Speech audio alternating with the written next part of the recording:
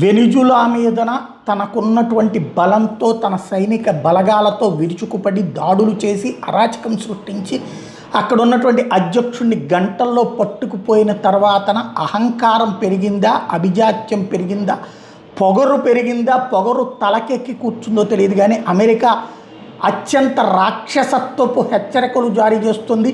సార్వభౌమాధికారం ఉన్నటువంటి దేశాలు అటు మెక్సికోని బెదిరిస్తోంది, కొలంబియాని బెదిరిస్తోంది, బ్రెజిల్ని బెదిరిస్తోంది, వివిధ దేశాలని బెదిరిస్తోంది. డ్రగ్స్ అనేటటువంటి వంకతో బెదిరించడం ఒక ఎత్తు అయితే, గ్రీన్లాండ్ మాకు కావాల్సిందే అంటూ డెన్మార్క్ మీద ఒత్తిడి తెస్తున్నటువంటి ట్రంప్ తన స్వరాన్ని పెంచాడు.